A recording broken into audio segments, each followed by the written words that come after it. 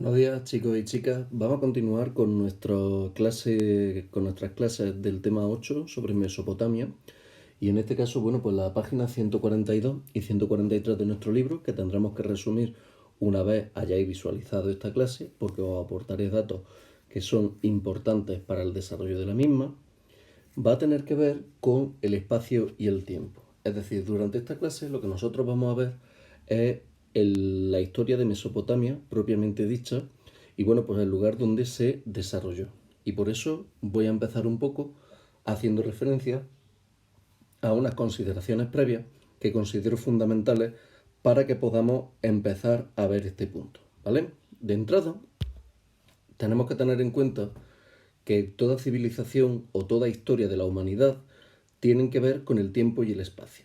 Es decir, toda historia se va a desarrollar en un determinado lugar, que sería lo que se corresponde con el espacio, y se va a desarrollar en un determinado momento, que sería lo que coincide con el tiempo. En el momento en el que espacio, es decir, lugar geográfico, y tiempo, momento o cronología coinciden, se va a producir el momento en el que se va a desarrollar, o el sitio en el que se va a desarrollar la historia. Por tanto, la conexión entre espacio y tiempo va a ser el punto en el que se van a desarrollar la historia de las determinadas civilizaciones. En este caso, es importante también que empezamos a ver los términos de diacronía y sincronía. Para que los comprendamos, os lo voy a explicar de una forma muy sencilla. En este caso, nosotros vamos a tener que la diacronía va a ser la historia lineal propiamente dicha de una determinada civilización, es decir, desde que empieza hasta que acaba. En este sentido, se correspondería con un eje cronológico de esta manera. Aquí tendríamos el inicio de la civilización mesopotámica y aquí tendríamos el final con el inicio del dominio persa.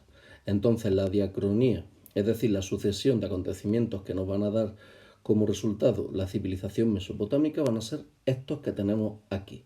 Es decir, sería desde que empieza su historia hasta que acaba. El transcurso de toda su historia va a ser la diacronía. Mientras que la sincronía, el otro concepto que tenemos que tener muy claro y espero ver en vuestra libreta, va a tener que ver con el hecho de que al mismo tiempo que se está desarrollando la civilización mesopotámica, se pueden desarrollar otras civilizaciones, como pasa justamente en el caso de los egipcios. Egipto es una civilización, Mesopotamia es otra, no coinciden en el espacio, pero sí coinciden en el tiempo. A eso es a lo que se refiere con el término sincronía, es decir, la historia común sería esta de aquí, esta sería la cronología, el tiempo, y este sería el espacio de Mesopotamia y esto sería el espacio de Egipto. Es decir, en este sentido coinciden en el tiempo, pero no coinciden en el espacio. Eso es lo que se llama la sincronía. Bien, pues dicho esto y aclarados estos dos conceptos, vamos a continuar con el primer apartado de nuestro punto 2, que lo tenemos en la página 142, como he mencionado hace un momento, y que en este caso, bueno, pues va a tener que ver con el territorio. El territorio, que ya lo estuvimos viendo en el punto anterior en el que se desarrolla Mesopotamia, va a ser a las márgenes de los ríos Tigris e Éufrates. ¿Os acordáis que os mencionaba básicamente lo que quería hacer Mesopotamia, que quería decir entre ríos o entre dos ríos? Pues justamente a esto tenemos que hacer referencia aquí también. En este caso, uno de los hechos que explica la prosperidad y el crecimiento de la civilización mesopotámica va a ser, sin duda, el desarrollo de las crecidas.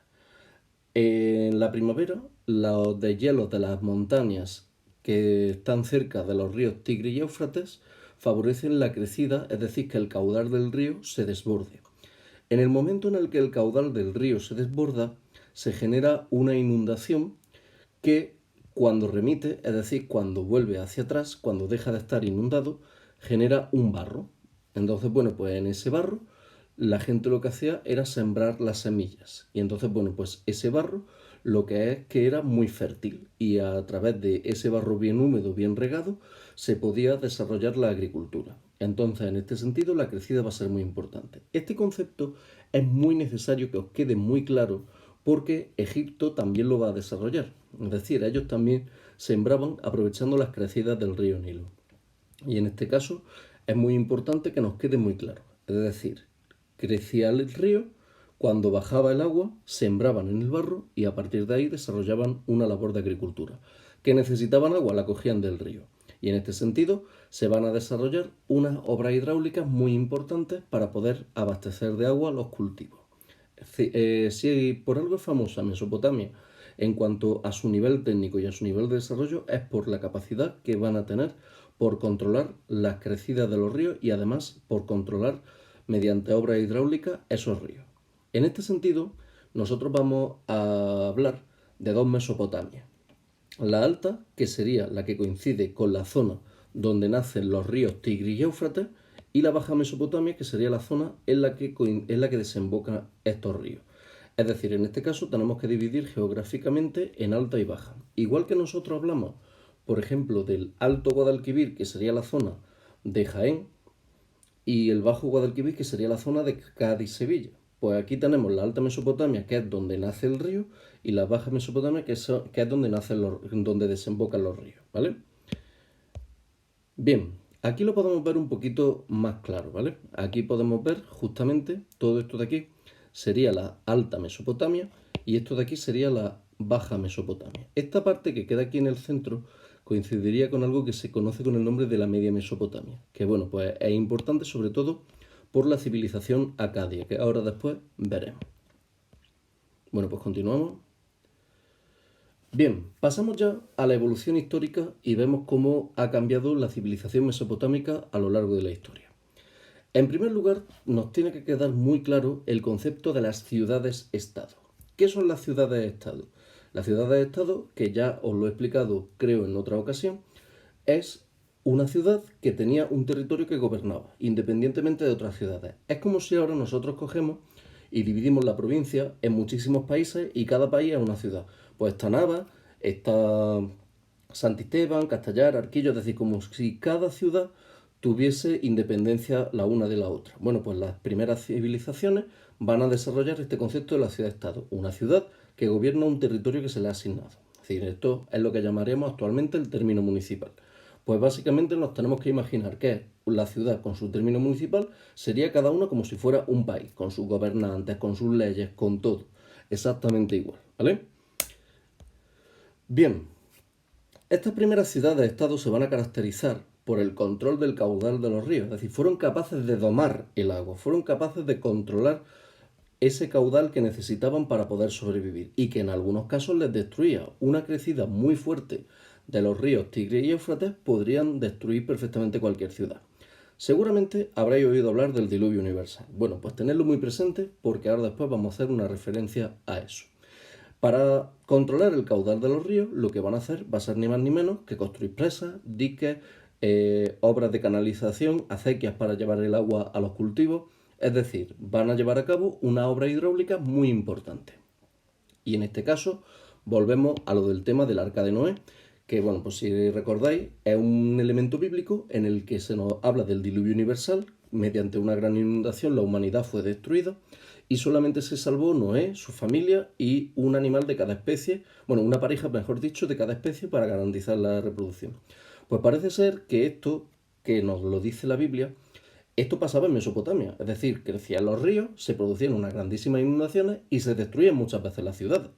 Entonces, evidentemente, parece ser que el diluvio universal está sacado justamente de este concepto de la crecida sin control que tenían los ríos Tigris y Éufrates. Es una forma de explicar la creación de la civilización judaica, ¿vale? Entonces, bueno, pues esa civilización judaica proviene, entre otras cosas, de esta zona de Mesopotamia. Bueno, pues continuamos. Y en este caso, bueno, pues ya os he estado hablando de la definición de ciudad-estado, por tanto no voy a hacer mucho hincapié en esto. Y ahora pasamos ya al segundo apartado del punto 2, que son los primeros imperios. En cuanto a los primeros imperios, que lo tenéis en la página 143, tenemos que destacar que van a ser cuatro puestos primerizos. Bueno, no me lo tengáis en cuenta, es primeros imperios, ¿vale? Entonces, los primeros imperios van a ser ciudades-estados que van a crecer de tal manera que van a ocupar o dominar mediante la fuerza, en la mayoría de los casos, es decir, mediante guerra, a otras ciudades-estado. Entonces, en el momento en el que varias ciudades-estado se unen, se crean imperios. El primero de todos esos imperios va a ser el imperio acadio. Acad es una ciudad que está en el centro de Mesopotamia, en lo que sería la media Mesopotamia, y en este caso va a ser la capital de este imperio. El rey más importante de todos va a ser Sargón. Sargón, del que tenéis aquí una escultura, va a ser el primer rey que va a unificar Mesopotamia entera y fue un poderoso guerrero. Se dice de él que de pequeño le abandonaron metido en una cesta de mimbre que soltaron por el río Éufrates. Entonces, bueno, pues esto luego después la Biblia lo extrapoló a la historia de Moisés. La historia de Moisés proviene justamente de la historia de Sargón, es decir, es anterior la historia de Sargón. Sargón, de hecho, en mesopotámico quiere decir rescatado de las aguas. Es decir, como Moisés en judío quiere decir salvado del agua, pues Sargón en lengua mesopotámica quiere decir salvado del agua. Luego después vamos a tener a los babilonios. Los babilonios se van a llamar así por la ciudad de Babilonia, que va a ser una ciudad en la Baja Mesopotamia.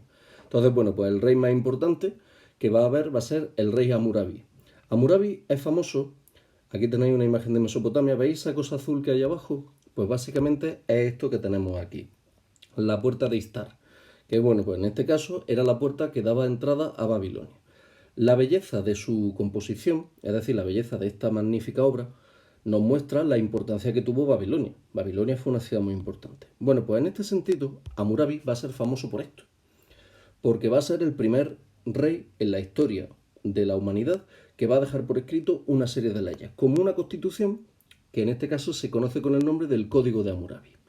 Aquí tenemos la escena principal del código. Todo esto que estáis viendo aquí abajo son escritos en la escritura cuneiforme, la cual hablaré un poquito más adelante, y que en este caso, bueno, pues no es ni más ni menos que un conjunto de leyes para unir el imperio babilónico. Este de aquí es el rey Hammurabi, que está recibiendo del dios Marduk, que es este que tenemos aquí, que se le representa sentado en el trono y el rey está escuchando lo que le está diciendo. Nos cuenta que, bueno, pues es la representación de que Hammurabi recibió del dios Marduk las leyes que plasmaría en el código de Hammurabi. En este caso, bueno, pues pasamos ya al siguiente imperio, que van a ser los asirios, que provienen del norte, de las montañas, y bueno, pues tuvieron como capital Asur en un primer momento y Nínive posteriormente. En este sentido, aquí tenemos una imagen de Asur, de Nínive, perdón, y ahora tenemos un relieve que, bueno, pues me gusta mostrarlo porque vosotros que sois y provenís de un pueblo cazador, los asirios eran muy aficionados a la caza. Y bueno, pues estos son los relieves del palacio del rey Asurnasipal. No os preocupéis, no voy a hacer que os aprendáis este nombre.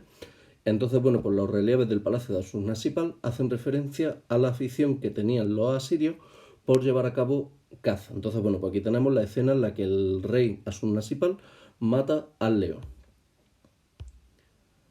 Bien, justamente aquí tenemos otra vez el mapa que os he mostrado al principio. Esta de aquí sería la Alta Mesopotamia, todo lo que queda justamente aquí. Esto de aquí sería la Baja Mesopotamia y aquí tenemos la Media Mesopotamia. Bien, pues en este caso, en la Alta Mesopotamia, tenemos a los asirios que provienen de aquí, de la zona de las montañas. En la Baja Mesopotamia vamos a tener las grandes ciudades-estado como Babilonia.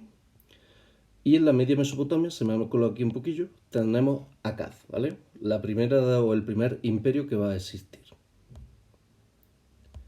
Y bueno, pues toda esta historia de Mesopotamia va a acabar cuando los persas, que vienen del actual Irán, van a someter todo este territorio, sobre todo bajo el reinado del rey Ciro. Entonces, bueno, pues los persas provienen... Esperaros. Bueno, los dejamos así mismo. Los persas provienen de todo este estado, que sería lo que coincidiría más o menos con el actual Irán, que sería toda esta parte de aquí. Y en este caso, bueno, pues van a controlar una gran cantidad de territorio entre la que se va a encontrar Mesopotamia. Y bueno, pues con esto terminamos la clase de hoy. Espero que os sirva para hacer un buen resumen. Y nada, espero veros muy pronto y que tengáis unas felices vacaciones, puesto que ya esta va a ser la última clase del trimestre. Un saludo.